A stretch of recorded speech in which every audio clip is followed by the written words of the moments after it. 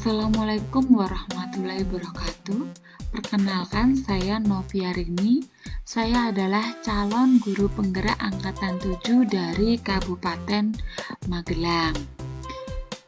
Di sini saya akan menyampaikan rancangan tindakan aksi nyata budaya positif yang ada di modul 1-4 yang saya laksanakan di sekolah saya, yaitu di SD Negeri Tampingan 2 Kecamatan Tegalrejo.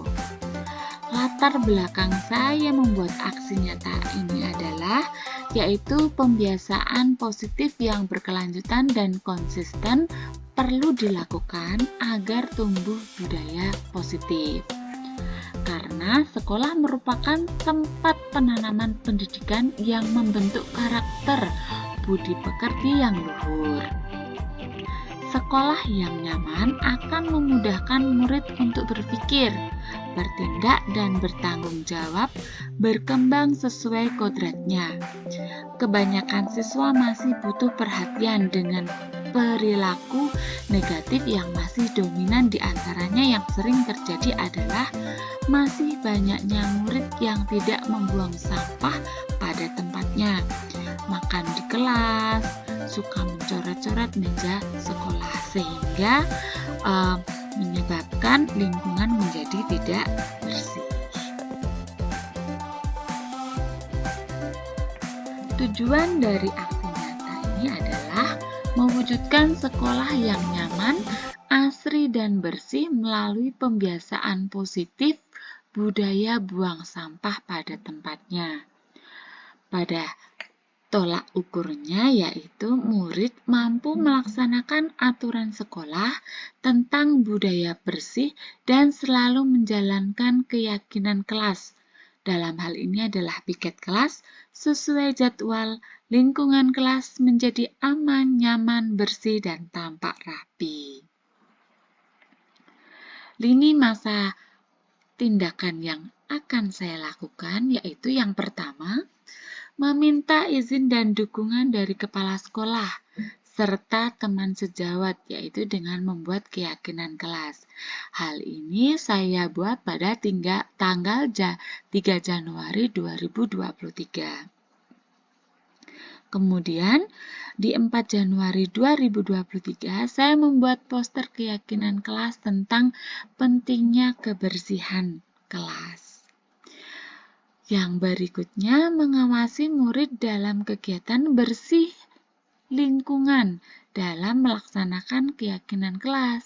Di situ saya melaksanakan kerja bakti atau gotong royong bersama-sama membersihkan ruang kelas maupun lingkungan sekolah. Pelaksanaan aksi nyata yaitu kegiatan kebersihan di lingkungan sekolah bersama warga sekolah, dan ini kami lakukan pada setelah membuat kesepakatan, yaitu kami lakukan pada Sabtu bersih. Jadi setiap Sabtu sekolah kami melaksanakan kegiatan membersihkan lingkungan secara bersama-sama atau dengan bergotong royong. Yang terakhir yaitu dengan membuat dokumentasi dan penyusunan laporan, di mana kegiatan-kegiatan tadi saya dokumentasikan. Dukungan yang saya butuhkan untuk melaksanakan aksi nyata budaya bersih ini adalah keteladanan dari kepala sekolah dan dari guru, kemudian ketertiban siswa, serta peran orang tua dan masyarakat. Demikian rancangan tindakan aksi nyata yang akan saya lakukan. Terima kasih. Wassalamualaikum warahmatullahi wabarakatuh.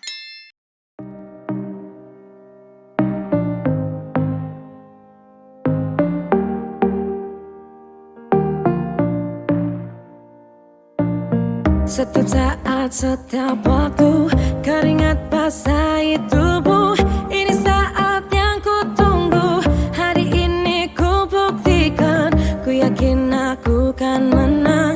Hari ini kan dikenang, semua doaku panjatkan, sejarahku persembahkan. Terus fokus, satu titik.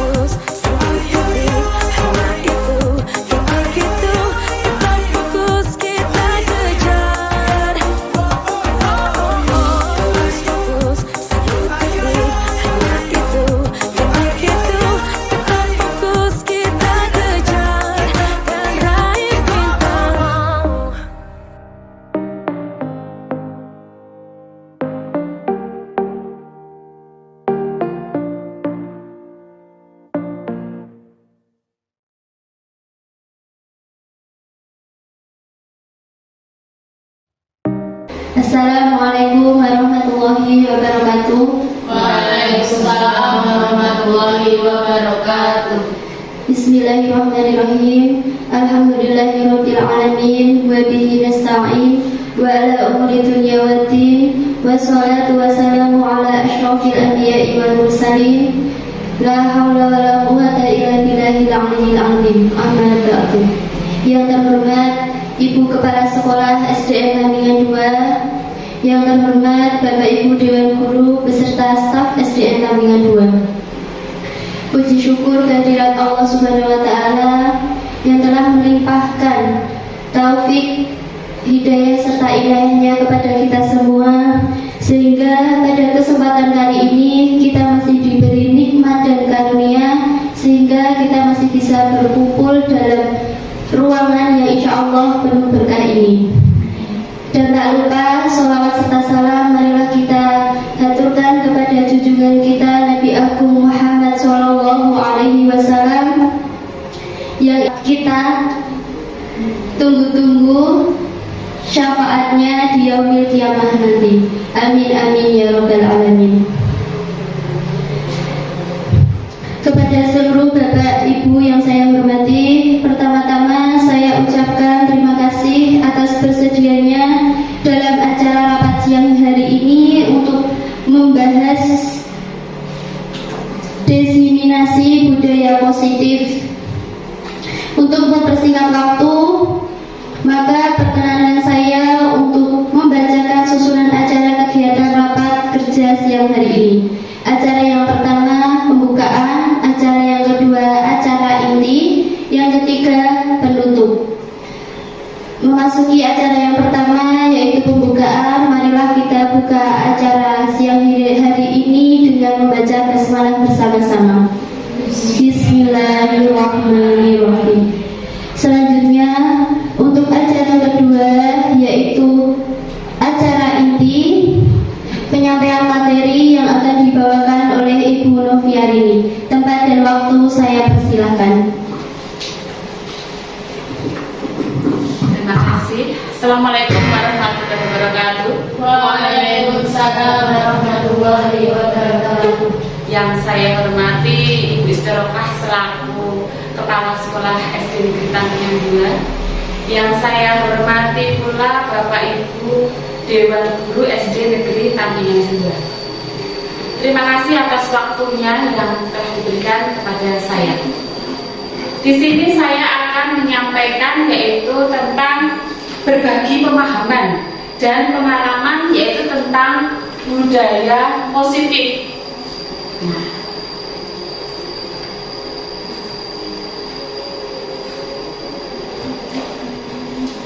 budaya positif.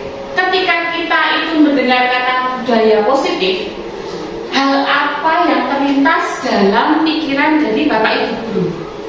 Mungkin ada yang bisa menyampaikan apa yang Bapak Ibu guru ketahui tentang budaya positif? Bu, saya akan berusaha untuk menjawab. Monggo Bu Dia, silakan Bu Dia. Terima kasih atas waktunya. Jadi budaya positif adalah suatu usaha seorang guru dalam mencari metode atau langkah yang bisa membawa pembaharuan ke arah yang lebih baik. Ya, terima kasih sekali Bu Dia atas pendapatnya ya.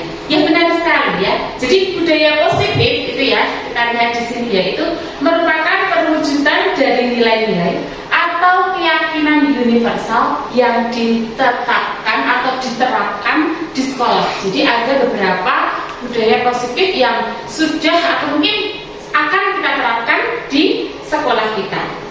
Nah, budaya positif apa sih sebenarnya yang sudah Bapak Ibu terapkan untuk pembiasaan membentuk karakter baik pada murid? Di sekolah kita kan sudah ada ya? Ya. Sepertinya apa ya kalau yang sudah kita terapkan itu? Mungkin Bapak Ibu? Oh ya, boleh pakai mic-nya Bu. Sholat duha.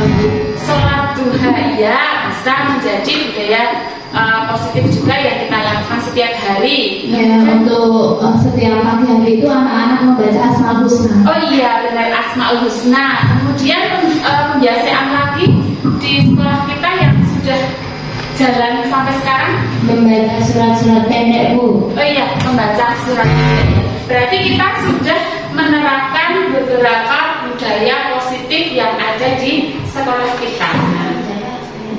Nah, dari sini ya kita lihat ya, guru. Dimulai dari guru, kemudian akan membentuk suatu lingkungan yang positif.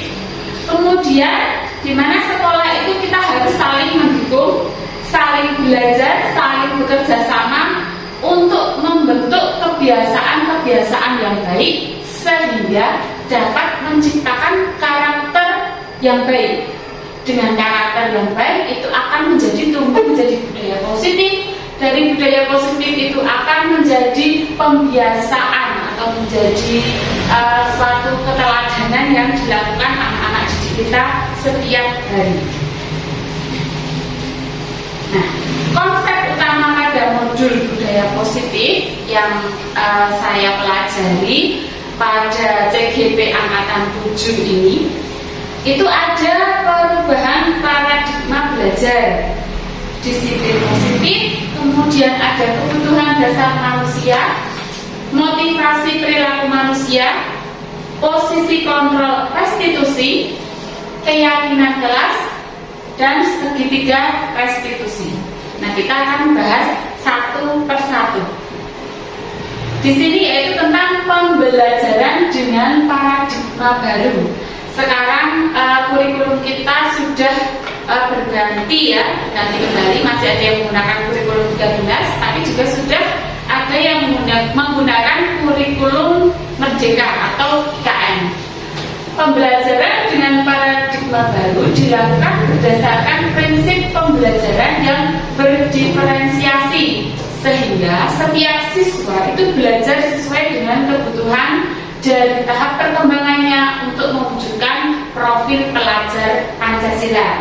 Di mana profil pelajar Pancasila seperti yang sudah kita ketahui itu ada beriman, bertakwa kepada dan berakhlak mulia, kemudian ada berkebinekaan global, kemudian ada kreatif, mandiri, kemudian ada bekerja, bernalar kritis. Nah, seperti itu termasuk profil pelajar Pancasila. Nah, disiplin positif. Apa arti dari disiplin positif? Mungkin Bapak Ibu ada yang tahu? Dalam budaya kita, makna kata disiplin dimaknai menjadi sesuatu yang dilakukan seseorang pada orang lain untuk mendapatkan kepatuhan.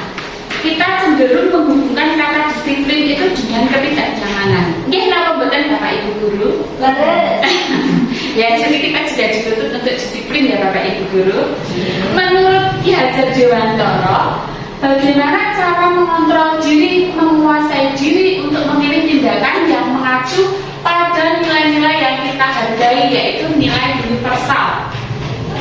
Sebagai pendidik, tujuan kita adalah menciptakan anak-anak yang memiliki disiplin diri, sehingga mereka bisa berperilaku dengan mengacu pada nilai-nilai kebijakan universal dan memiliki motivasi intrinsik. Jadi motivasinya itu dari dalam diri mereka sendiri, bukan dari karena nanti dapat paksa ya. Betul, bukan karena terpaksa atau apa, tapi yang kita harapkan anak itu bisa memiliki motivasi muncul dari diri sendiri. Betul. Nah, di sini saya kemarin juga sudah menerapkan disiplin ya, disiplin dari artian budaya positif. Budaya positif yang saya kembangkan kemarin itu adalah budaya kebersihan lingkungan. Ya, terutama di lingkungan sekolah kita yaitu di setiap hari Sabtu sekarang ada kegiatan Sabtu bersih. Jadi anak-anak dari kelas 1 sampai kelas 6 itu membersihkan lingkungan, baik lingkungan sekolah maupun kelasnya masing-masing. Dan di situ saya juga membuat ember sampah, ya mereka bisa memilah sampah organik dan organik tentunya dengan memanfaatkan limbah ember bekas. Nah, ada 5 kebutuhan dasar atau menurut The Choice Theory ya dari Dr. William Glasser itu ada apa saja, ada penguasaan, kemudian ada bertahan hidup. Jadi kita itu yang kita butuhkan itu ada bertahan hidup, kasih sayang dan rasa diterima. Ini apa betul nih Ibu? Berapa? Kebebasan, kesenangan dan penguasaan. Nah, di sini sudah jelas ya yang bertahan hidup itu seperti apa, hubungannya dengan kita koneksi sosial ya. Kemudian kebutuhan akan kasih sayang, kebutuhan untuk merasa senang dan sebagainya. Motivasi perilaku manusia. Dengan dorongan yang timbul pada diri seseorang secara sadar atau tidak sadar untuk melakukan tindakan dengan tujuan tertentu. Biasanya motivasi perilaku manusia itu yang pertama itu menghindari ketidaknyamanan dan hukuman. Murid melakukan disiplin diri itu karena takut dihukum. Ini adalah tingkatan terendah dari motivasi perilaku manusia. Kemudian ada motivasi yang berikutnya, yaitu untuk mendapat imbalan atau penghargaan dari orang lain. Misalkan, jadi murid itu melakukan disiplin diri karena ingin imbalan. Biasanya dengan iming-iming apa gitu baru mereka melakukan disiplin dirinya itu. Ini merupakan motivasi tingkatannya itu di atas motivasi yang pertama tadi. Yang ketiga, untuk menjadi orang yang mereka inginkan dan menghargai diri sendiri dengan nilai-nilai yang mereka percaya. Nah, ini yang kita harapkan, yaitu murid itu melakukan disiplin dirinya itu bukan karena menghindari ketidaknyamanan atau hukuman atau mungkin mendapat imbalan, tetapi mereka memang ingin menghargai diri sendiri dan menghargai orang lain, ya. Jadi ini motivasi yang membuat seseorang itu untuk memiliki disiplin positif. Itu yang kita harapkan. Nah, kita lihat di sini ada konsep disiplin dengan identitas yang gagal. Hukuman, sebenarnya kita tidak boleh ya untuk memberikan hukuman, karena hukuman itu akan berimbas kepada siswa kita. Itu mereka akan merasa menyakitkan, kemudian tidak nyaman. Hukuman itu juga bersifat memaksa. Kemudian dengan adanya hukuman itu juga murid menyembunyikan kesalahannya supaya tidak dihukum. Nah, jika dengan memberikan penghargaan misalkan, itu tidak akan efektif, karena apa? Itu nanti akan merusak hubungan. Jadi yang kita kasih itu nanti akan bagaimana? Yang lainnya itu akan merasa iri atau apa? Nah, itu akan merusak hubungan. Kemudian akan mematikan kreativitas dari murid tersebut. Kemudian merampas hak anak untuk menghargai dirinya. Itu merupakan konsep disiplin dengan identitas yang gagal. Nah, bagaimana konsep disiplin dengan identitas yang berhasil? Ya, kita harus memberikan ini konsekuensi. Konsekuensi yaitu memberikan penguatan jangka pendek. Perlu monitoring yang berkelanjutan. Kalau kita memberikan konsekuensi, itu biasanya hanya jangka pendek. Nanti anak itu kalau udah nggak ada kesepakatan, udah biasanya seperti itu. Kemudian murid menghormati peraturan, kehilangan waktu untuk mengurangi kesalahan. Nah, yang itu adalah restitusi. Apa itu restitusi? Nanti kita akan bahas di belakang. Dengan adanya restitusi, itu murid akan menjadi lebih bertanggung jawab sesuai perilakunya, fokus pada pemecahan masalahnya. Kemudian murid itu akan menghormati dirinya dan orang lain. Terus untuk selanjutnya murid juga akan bersemangat dalam memperbaiki kesalahannya. Nah, ini ada 5 posisi kontrol kita sebagai guru ya. Yang pertama, kita kadang juga bisa sebagai penghukum, kemudian pembuat orang merasa bersalah, pemantau, teman, dan manajer. Saya menyadari diri saya sendiri pernah melakukan kelima-limanya. Apakah Bapak Ibu juga seperti itu? Sering ya. Dan nanti kita belajar bersama-sama supaya kita tepat nanti posisi kontrol di bagian mana yang tepat. paling tepat supaya tidak membuat anak itu menjadi lebih tertekan atau ibaratnya kita memberikan pembelajaran yang baik untuk kedepannya. Di sini contoh ini penerapan 5 posisi kontrol, yaitu yang pertama yaitu penghukum. Biasanya itu ada kata-kata seperti ini: patuhi aturan sekolah, lalu misalkan dia membuat kesalahan lari keliling lapangan, nah itu kita berarti berperan sebagai penghukum. Tapi kalau membuat rasa bersalah itu biasanya begini: berapa kali guru memberitahu kamu, guru kecewa terhadap kamu, nah itu nanti anak itu akan merasa bersalah. Jadi pada dirinya, oh ya saya sudah membuat guru bersedih. Nah jadi itu membuat rasa bersalah. Kemudian kalau teman, ini juga sering kita lakukan ya. Ayolah yang tertib, buat guru bangga kali ini. Jadi kita menganggap mereka itu seperti teman. Lain kali tidak apa-apa kalau kamu salah. Nah ini kan kayak teman aja loh, hubungan teman. Kemudian yang berikutnya yaitu sebagai pemantau. Kamu sudah melanggar peraturan sekolah, apa peraturan dan konsekuensinya. Jadi kita memantau anak itu. Tadi kamu sudah tahu peraturan sekolahnya. Nah, apa yang kamu lakukan jika kamu bersalah, seperti itu. Nah, yang paling terakhir yaitu manajer. Guru diharapkan bisa posisinya itu sebagai manajer. Apakah kamu tahu kesalahanmu? Kira-kira bagaimana kamu akan memperbaiki kesalahan itu? Jadi anak itu disuruh mencari tahu sendiri kesalahannya dia itu apa. Kemudian dia berusaha memperbaikinya itu dengan cara bagaimana? Dengan solusinya dia sendiri. Kita hanya sebagai pembimbing aja, manajernya. Kalau dalam manajer kan kita hanya mengarahkan anak-anak supaya menjadi lebih baik dan tidak melakukan kesalahan kembali. Nah, maka dari itu kita perlu dalam setiap kelas itu sebenarnya kita memerlukan yaitu yang dinamakan keyakinan kelas. Jadi keyakinan kelas itu merupakan sesuatu yang dapat diterapkan di lingkungan kelas tersebut. Jadi membuat keyakinan bersama. Pembuatan keyakinan kelas ini dilakukan secara bersama-sama. Jadi anak-anak atau siswa itu kita libatkan dalam pembuatan keyakinan kelas dan disetujui secara bersama-sama. Namun keyakinan kelas itu juga perlu kita tinjau setiap waktu. Misalkan ada lagi pembaharuan, ya tidak apa-apa kita update, istilahnya seperti itu. Nah, ciri-ciri keyakinan kelas itu bersifat lebih abstrak daripada peraturan yang lebih rinci dan konkret.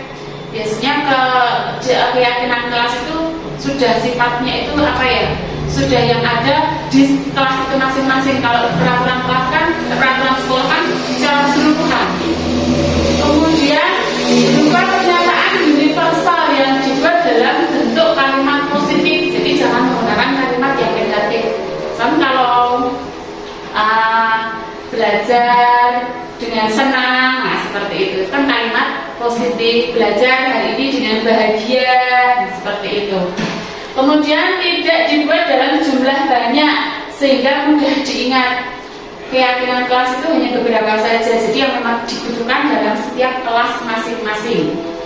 Kemudian setiap warga kelas itu ikut berkontribusi dalam membuat keyakinan kelas itu berdasarkan kesepakatan bersama. Nah, dengan adanya keyakinan kelas itu diharapkan dapat mengenalkan keyakinan kelas itu pada peserta didik. Kemudian membiasakan penerapan keyakinan kelas dan menumbuhkan self-disiplin atau disiplin diri pada peserta didik. Contoh keyakinan kelas yang sudah saya buat ya, ini ada keyakinan kelas 6 ya. Yang pertama itu di kelas kita akan mendukung, menghargai, menghormati satu sama lain sambil belajar bersama. Ada yang kedua itu belajar dengan senang dan mengerjakan tugas dengan penuh tanggung jawab. Kemudian datang tepat waktu. Kemudian ada menjaga kebersihan kelas dan lingkungan sekolah. Kemudian yang terakhir yaitu menjadi murid yang baik, ramah, sopan, dan mematuhi tata tertib sekolah. Itu contoh keyakinan kelas yang sudah saya buat bersama anak-anak. Nah, tadi di awal sudah dijelaskan tentang restitusi. Apa sih itu sebenarnya restitusi? Restitusi adalah proses menciptakan kondisi bagi murid untuk memperbaiki kesalahan mereka, sehingga mereka bisa kembali pada kelompok mereka dengan karakter yang kuat. Restitusi itu bukan untuk menebus kesalahan, tapi restitusi itu adalah tawaran dan bukan paksaan. Restitusi itu fokus pada solusi dan dapat mengembalikan murid yang berbuat salah pada kelompoknya. Jadi kalau misalkan nanti ada anak yang melanggar peraturan atau tidak mematuhi keyakinan kelas, itu diusahakan supaya anak itu mencari dulu kesalahannya itu apa, mencari kesalahannya sendiri itu apa, kemudian silakan dia itu tanggung jawabnya bagaimana solusinya dia sendiri yang mengambil atau memecahkan.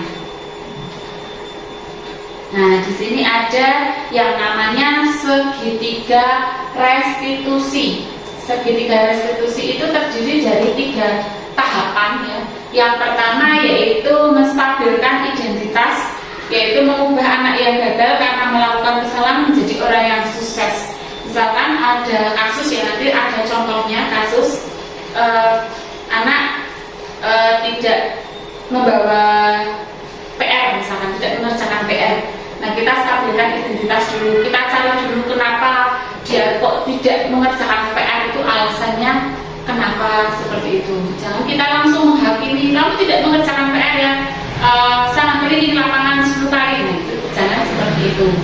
Kemudian yang kedua yaitu validasi tindakan yang salah. Setiap tindakan itu mempunyai tujuan, yaitu memenuhi kebutuhan dasar. Kalau kita memenuhi kebutuhan dasar anak tersebut, maka kita bisa menemukan cara untuk memenuhi kebutuhannya. Kemudian menanyakan keyakinan. Kita panggil anak tersebut tadi, kita tanya alasannya kenapa tadi tidak mengerjakan PR. Kalau dia sudah mengetahui kesalahannya, kita kembalikan lagi ke keyakinan kelas. Misalnya kan sudah membuat kesepakatan bahwa kita harus bertanggung jawab terhadap tugas kita, ya makanya kalau tidak bertanggung jawab konsekuensinya apa, biar dia menyelesaikan sendiri masalahnya. Jadi kita hanya sebagai manajer. Ini ada contoh kasus yang kemarin saya ada terjadi di kelas 6 ya, kemarin itu ya, bisa dilihat di videonya. Kasus pertama yaitu siswa mencontek pada saat ulangan yang berlangsung perjalanan yang bernama Sylvie melakukan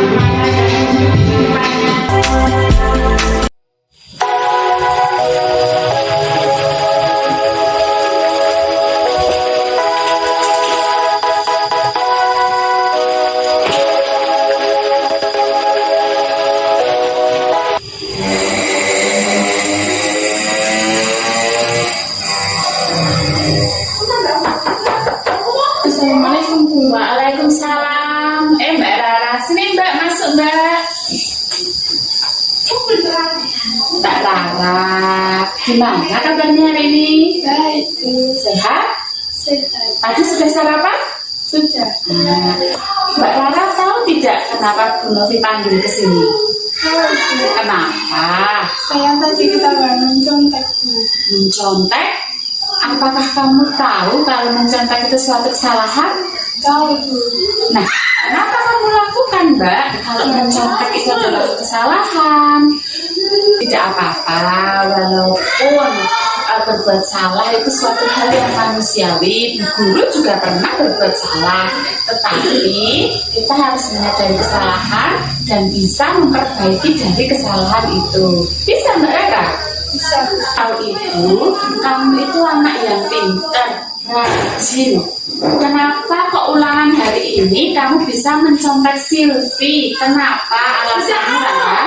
Maaf, Bu. Semalam saya tidak sempat belajar karena saya di tempat saudara saya yang sedang mengajarkan.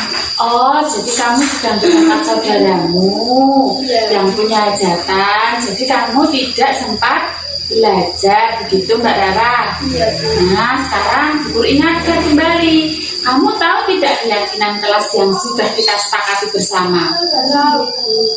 Nah, kalau sudah kamu tahu, kesepakatan kelas apa yang sudah kamu langgar, Mbak Rara? Tidak jujur Bu, karena saya mencontek. Tidak jujur karena kamu mencontek.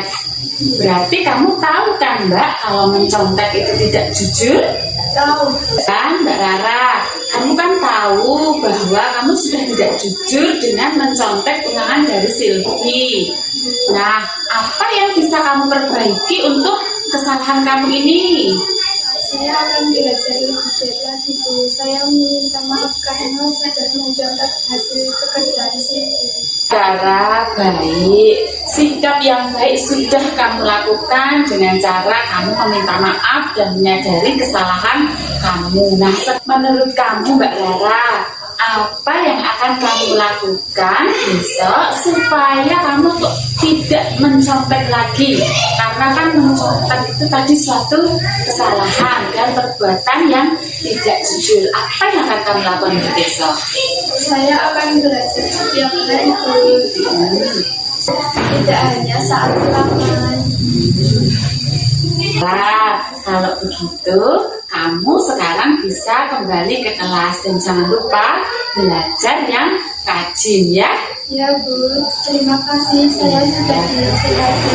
Iya, silahkan kembali ke kelas Mbak Rara. Ya Bu.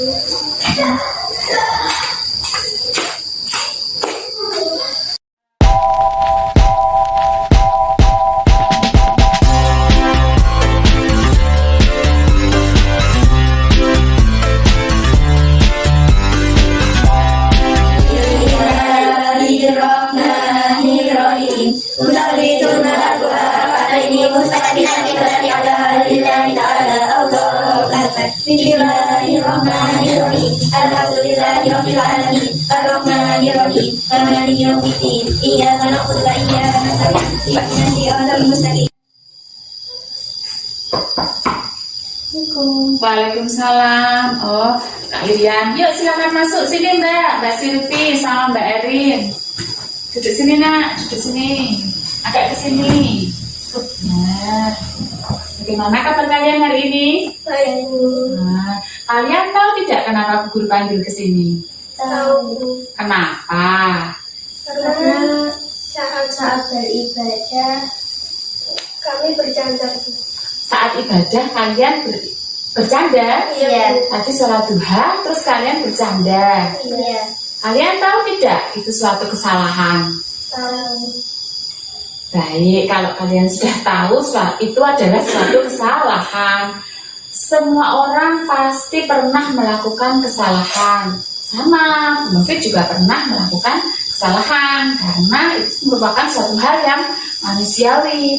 Tetapi kita harus bisa memperbaiki kesalahan kita tersebut.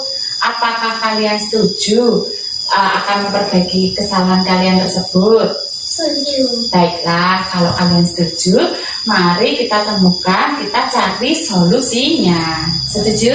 Setuju. Biasanya kalian berdua kalau beribadah sholat duha khusyuk. Kenapa hari ini tidak khusyuk, nak? Karena tadi Mbak Erin menyenggol saya terus saya balas. Nah, Mbak Erin nyenggol kamu duluan, kemudian kamu balas. Kenapa kamu senggol Nindi, Mbak Erin? Saya hanya mau bercanda Bu. Hanya bercanda. Nah, sekarang saya tanya, kalian tahu tidak keyakinan kelas yang sudah kita buat? Tahu. Sudah tahu? Keyakinan kelas apa yang sudah kalian langgar? Tidak disiplin. Tidak disiplin. Kenapa tidak disiplin?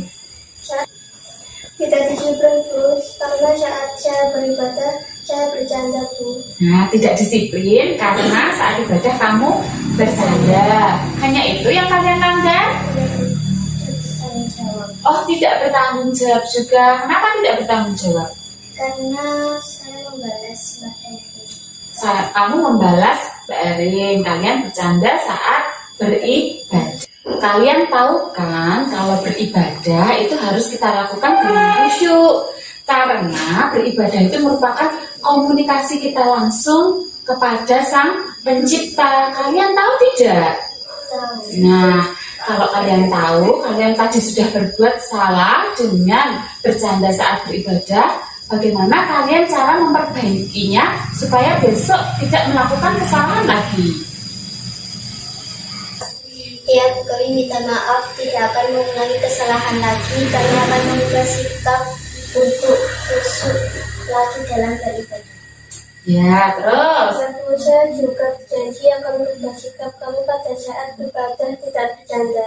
Ya, kalian sudah menemukan solusinya ya. Sudah minta maaf. Bu Guru terima kasih sekali. Semoga dalam beribadah besok Ibu harapkan kalian lebih khusyuk lagi dan bisa bersikap lebih baik lagi saat beribadah ya. Iya. Nah, sekarang kalian boleh kembali ke kelas melanjutkan pelajaran kalian kembali ya. Silahkan kembali ke kelas. Terima kasih ya Bu. Ya. Nah, itu tadi contoh kasus ya yang kemarin terjadi di kelas 6. Nah, sekarang terima kasih atas perhatian Bapak Ibu. Sebelumnya ya, sebelum kita akhiri, saya ingin bertanya pengalaman Bapak Ibu semua mengenai atau dalam hal kasus-kasus yang ada di kelas Bapak Ibu masing-masing. Mungkin ada yang pernah mengalami tadi sebagai posisi kontrol tadi ada 5 tadi nggih, sebagai penghukum atau mungkin sebagai pembuat rasa bersalah, sebagai teman, pemantau ataupun sebagai manajer. Mungkin Bapak Ibu kita bisa sharing pendapat ya, kita bisa berdiskusi bagaimana Bapak Ibu sudah pernah mengalaminya. Coba pakai mic Bu yang mau menjelaskan Bu. Ya, terima kasih Bu Novi untuk waktunya. Ini saya punya pengalaman terhadap siswa didik saya. Itu kan sering tidak masuk sekolah. Nah, ternyata setelah kita klarifikasi, anak tersebut ini sering dibully oleh temannya. Kemudian saya mengadakan pendekatan dengan anak tersebut dan dengan anak-anak yang membulinya. Jadi saya seolah sebagai teman begitu. Kemudian mereka bisa memahaminya dan alhamdulillah sekarang anak-anak sudah rajin berangkat ke sekolah dan yang membuli itu juga sudah menyadarinya. Gitu. Iya, alhamdulillah ya. Tapi nanti kita bisa ini ya, bisa menerapkan posisi kita itu sebagai manajer. Jadi biar anak itu yang mencari solusinya ya, mencari kesalahannya sendiri seperti itu. Tapi itu sudah bagus juga sih, akhirnya yang penting anak-anak bisa kembali bertanggung jawab pada dirinya sendiri. Mungkin ada guru yang lain mungkin yang tadi kalau Bu Subardia kan sebagai teman ya Bu ya tadi ya. Mungkin ada yang lain Bu? Saya Bu, terima kasih Bu Novi punya waktu itu anak kami yang kelas 5 itu kan kita dulu sebelumnya kita sudah buat aturan kalau membuang sampah ya harus di tempat sampah. Nah, kebetulan anak yang kelas 5 itu membuang sampah di selokan atau di kali gitu. Padahal di situ sudah tertera ada tulisan tidak boleh membuang sampah di kali. Makanya anak tersebut kita panggil, saya tanya, kenapa kamu kok bisa dipanggil? Saya mau buang sampah Bu di kali. Terus saya tanya, terus kamu maunya gimana? Ya udah Bu, saya minta maaf. Ada hukuman nggak? Ada Bu, membersihkan kantor. Dia sendiri yang meminta seperti itu Bu. Itu aja. Iya. Berarti kalau seperti itu kita sudah berperan sebagai apa ya? Penghukum ya sebenarnya. Kalau penghukum itu lebih nanti kita, ayo bersihkan dari sapu dari depan sampai belakang atau mungkin ayo keliling lapangan. Kalau yang seperti itu lebih cenderung kan kita sudah mengingatkan ada aturan kelasnya juga ya. Berarti lebih ke pemantau nih. Kalau seperti itu lebih ke pemantau dan anak sudah tahu konsekuensinya kalau membuang sampah itu tidak baik ya. Kemudian dia menyadari akan kesalahannya sendiri sehingga dia dengan rela menghukum dirinya sendiri ya, seperti itu ya. Ya. Mungkin ada yang lain Bapak Ibu yang kelas 1 mungkin Bu, bagaimana Bu kesannya Bu berada di kelas 1 Bu? Mungkin ada siswanya yang melakukan kesalahan, kemudian bagaimana tindakan Ibu? Ya, terima kasih untuk waktunya. Saya di sini mengajar kelas 1 ya, itu adalah masih anak-anak, sehingga misalnya ada suatu kasus itu ada anak yang misalnya membuli seperti itu. Nah, pasti ada laporan terus. Nah, saya sebagai guru itu terus saya memberi nasihat dengan cara berteman, dengan cara menasihati anak itu dengan tidak keras gitu, kita dengan suara yang lembut, misalnya dengan tidak ada hukuman lah ya. Menganggap teman. Iya, menganggap kalau saya itu sebagai teman mereka supaya juga tidak menjadi takut anak tersebut. Nah, mungkin itu saja dari saya. Ya, terima kasih. Mungkin ada guru yang lain yang ingin memberikan pengalamannya. Cukup ya. Jadi kalau sudah kita bahas tadi, ada yang itu sebagai teman ya. Tadi Bu Subandia juga sebagai teman ya. Kemudian ada Bu Titik tadi sudah sebagai pemantau. Nah, diharapkan Bapak Ibu semuanya ya, ini yang setelah kita mempelajari ini, bukan berarti saya di sini menggurui ya, di depan itu menggurui, enggak, saya cuma hanya berbagi pengalaman saja, ilmu yang saya peroleh dari CGP ya, calon guru penggerak. Dia di beberapa posisi kontrol. Diharapkan kita itu supaya disiplin kita berhasil, itu kita menerapkan sebagai atau pemantau atau sebagai manajer. Jadi supaya anak itu bisa menerapkan disiplinnya itu dengan penuh tanggung jawab. Biasanya kalau nanti kita sebagai penghukum, nanti anak akan mengulangi kesalahannya kembali. Tapi jika hukumannya sebenarnya bersifat positif sih sebenarnya nggak masalah ya. Kalau sifatnya positif loh, dalam artian anak kadang disuruh menyapu aja malah seneng ya itu ya. Kalau untuk anak yang kelas 5 itu dihukum malah cenderung senang kalau yang anak kelas 5, dan sering ini ya, sering melakukan kesalahan, tapi juga mereka menyadari bahwa itu kesalahan, kemudian dengan sukarela menghukum dirinya sendiri dengan menyapu. Baik Bapak Ibu, terima kasih atas waktunya yang pada siang hari ini. Saya di depan di sini selaku pengisi acara, mohon maaf bila ada kesalahan baik kata maupun tingkah laku ya. Diharapkan kita semuanya dapat maju dalam memajukan pendidikan yang ada di Indonesia. Diharapkan kita menjadi seorang pendidik yang bisa memberikan teladan contoh yang baik bagi siswa-siswa kita. Sekian dari saya, mohon maaf sebelumnya. Saya akhiri, wassalamualaikum warahmatullahi wabarakatuh. Waalaikumsalam warahmatullahi wabarakatuh.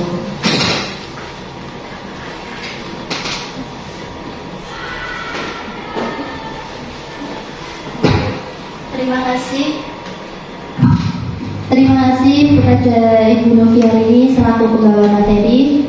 Acara yang selanjutnya yaitu acara penutup. Dan sebelum acara kita tutup, saya selaku pembawa acara dalam rangka diseminasi budaya positif, saya memohon maaf yang sebesar-besarnya apabila ada tutur kata saya yang kurang berkenan di hati Bapak Ibu guru sekalian. Sebelum kita tutup, marilah kita membaca hamdalah bersama-sama. Alhamdulillahirabbil alamin. Sekian akhirul kalam, wabillahi taufiq wal hidayah. Wassalamualaikum warahmatullahi wabarakatuh. Waalaikumsalam warahmatullahi wabarakatuh. Assalamualaikum warahmatullahi wabarakatuh. Waalaikumsalam. Diseminasi budaya positif. Untuk mempersingkat waktu, maka perkenanan saya untuk membacakan susunan acara kegiatan rapat kerja siang hari ini. Acara yang pertama pembukaan, acara yang kedua acara inti, yang ketiga penutup.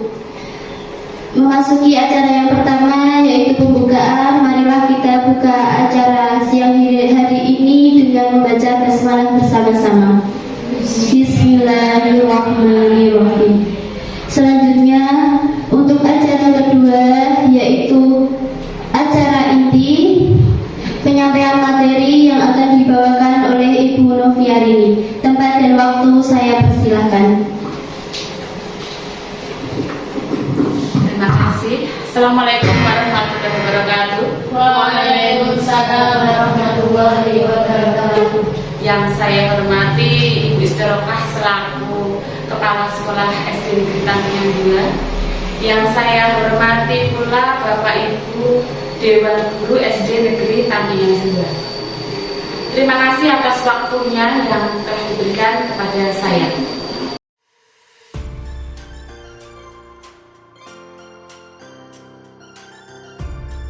Assalamualaikum warahmatullahi wabarakatuh.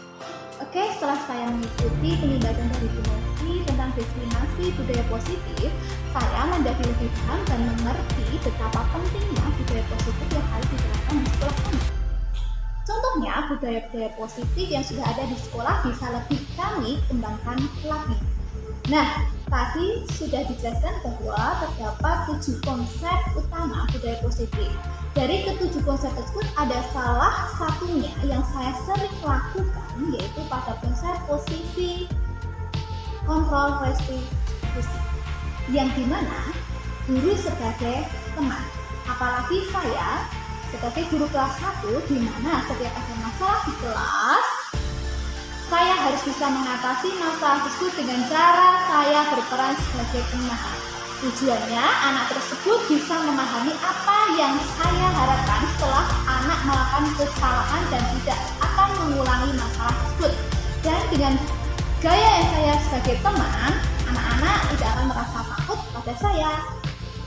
Intinya, anak dinasihati secara halus atau dibombong, istilahnya seperti itu. Cukup sekian dari saya, kurang lebihnya saya mohon maaf. Assalamualaikum warahmatullahi wabarakatuh. Dengan adanya penjelasan dari Bu Novi tentang budaya positif, pikiran saya jadi terbuka bagaimana saya harus bertindak terhadap siswa-siswa didik saya dengan segala keunikannya. Saya juga bisa mentransfer ilmu-ilmu dengan metode-metode menyenangkan sehingga siswa didik saya merasa senang, bahagia, dan dapat mengikuti pembelajaran dengan tanpa adanya rasa keterpaksaan. Siswa dan tumbuh kedisiplinan diri tentang budaya positif. Contohnya, menjaga kebersihan diri sendiri, mampu tentang lingkungan, menjaga kebersihan diri sendiri maupun lingkungan tanpa ada rasa keterpaksaan. Dengan adanya budaya positif ini, siswa juga menjadi mampu mengatasi masalah atau mencari solusi atas masalah-masalah yang mereka hadapi. Assalamualaikum warahmatullahi wabarakatuh. Perkenalkan, saya Titi Indalti, guru kelas 4 di SD Negeri Tampingan 2. Setelah mengikuti diseminasi budaya positif di sekolah dari Ibu Noviarini, saya jadi paham dan mengetahui tentang hukuman, konsekuensi, dan restitusi. Untuk di sekolah sebaiknya menerapkan restitusi. Kenapa? Sebagai seorang guru, kita harus menerapkan konsep segitiga restitusi, yaitu menstabilkan identitas, validasi tindakan yang salah, dan menanyakan keyakinan. Dari ketiga konsep tersebut, anak-anak bisa mencari tahu tentang solusi masalah. Terima kasih kepada Ibu Novi yang telah melakukan pengimbasan materi diseminasi budaya positif. Saya akhiri. Assalamualaikum warahmatullahi wabarakatuh.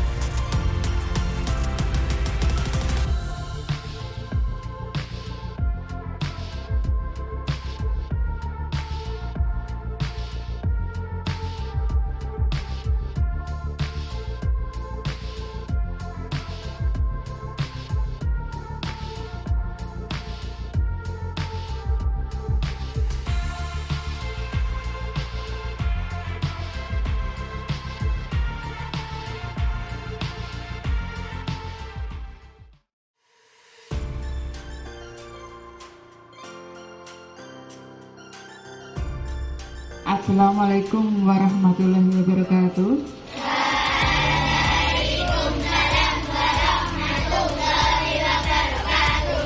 Selamat pagi anak-anak.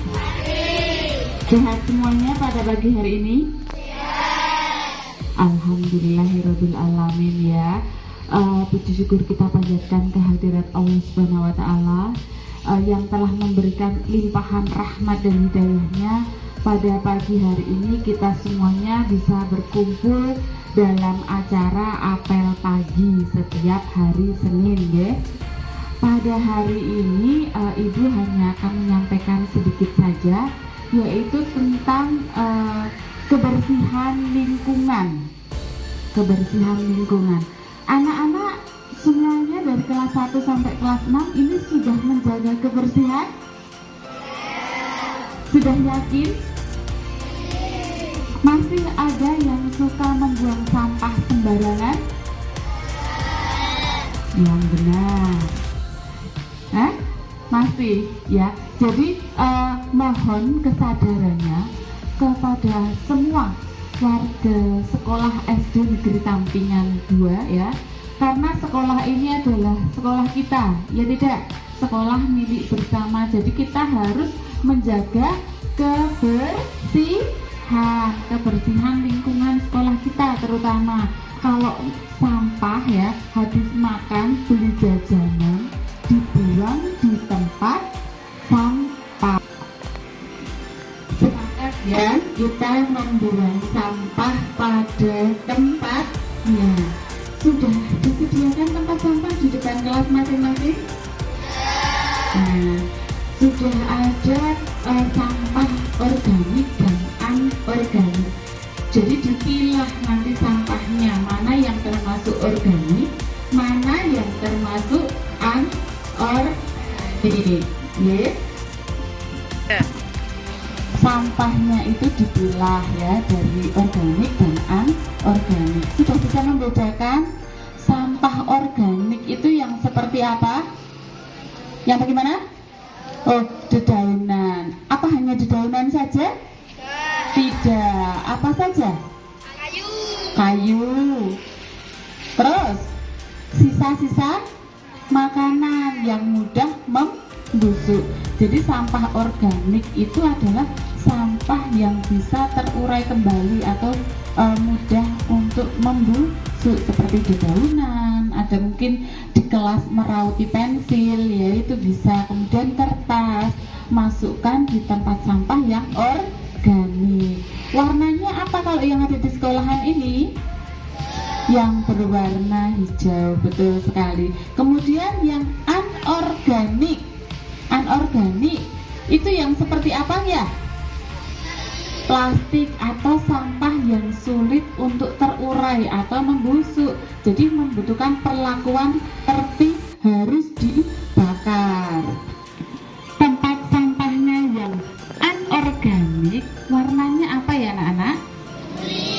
Kuning, betul sekali. Jadi kalau membuang makanan ya, sisa-sisa bungkus makanan, sok beli jajan kan, itu yang berwarna yang bahannya itu dari plastik ya, bisa dibuang di tempat sampah yang berwarna kuning atau yang anorganik. Karena sampah anorganik itu memerlukan perlakuan khusus, yaitu bisa dengan dibakar atau mungkin ditimbun dengan tanah. Kemudian kalau kalian beli ada bungkus dari kaca atau apa, bisa dibuang di anorganik juga. Begitu nggih? Paham anak-anak? Ya, sepakat ya, kita membuat keyakinan bersama, yaitu membuang sampah harus pada tempatnya. Tidak boleh membuang sampah di selokan misalnya, itu tidak boleh. Karena apa akibatnya kalau membuang sampah di selokan? Bagaimana? Banjir ya, benar. Ada lagi? Air sehingga menyebabkan banjir, karena sedang musim penghujan, airnya itu deras sekali. Kalau kalian membuang sampahnya kok di selokan ya, di selokan nanti akan menyumbat selokan dan akhirnya apa? Akan menyebabkan banjir. Ya, jadi kita harus sadar diri untuk menjaga kebersihan lingkungan. Di rumah juga seperti itu, guys. Jangan membuang sampah di sembarangan. Ya, kalau di rumah punya tempat sampah tidak? Punya. Dipilah tidak? Tidak? Ya, coba belajar nanti untuk memilah sampah, nggih. Kamu buat sendiri. Mungkin kalau di rumah tidak ada tempat sampah yang tersendiri, kalian bisa memilahnya dengan menggunakan kantong plastik yang besar ya. Jadi satu kantong plastik untuk sampah organik, satu kantong plastik lagi untuk sampah anorganik. Itu bisa diterapkan di rumah. Jadi supaya rumah kalian bersih ya. Ini kalau di sekolahan juga perhatikan. Kalau sekolahan kita bersih, senang tidak anak-anak? Senang deh. Jadi kalau sekolahan kita bersih, itu senang. Di sekolah terasa bagaimana? Nyaman, betul nggak? Nyaman. Di kelas juga seperti itu. Sering melakukan piket kelas tidak ini ya? Sudah ada jadwalnya? Nah, dilakukan apa tidak itu? Dilakukan, benar ya. Jadi piket kelas itu melatih juga untuk bertanggung jawab. Kita bertanggung jawab pada lingkungan kita sendiri ya. Kalau di rumah ya kita membersihkan lingkungan rumah kita. Kamar, kalian kan pasti punya kamar sendiri-sendiri kan? Nah, itu juga dibersihkan ya. Jangan sampai kamarnya berantakan. Sama di sekolahan juga seperti itu. Kelasnya juga dibersihkan sendiri-sendiri. Setiap kelas itu bertanggung jawab terhadap kelasnya masing-masing.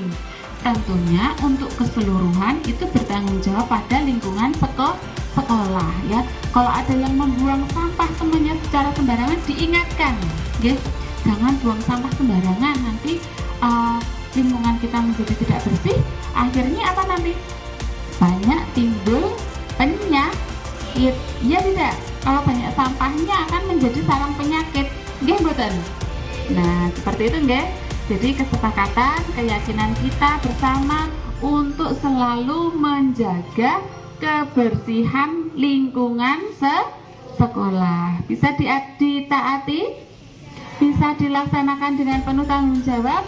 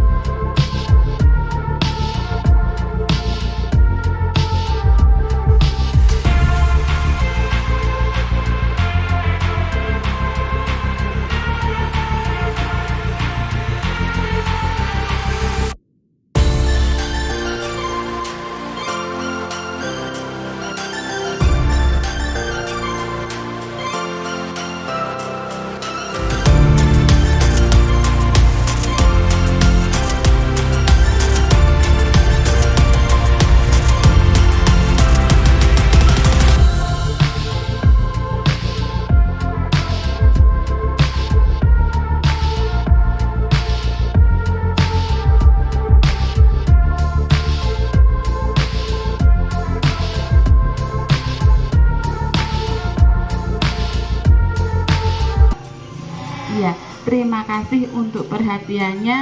Kurang lebihnya mohon maaf. Ibu akhiri. Wassalamualaikum warahmatullahi wabarakatuh.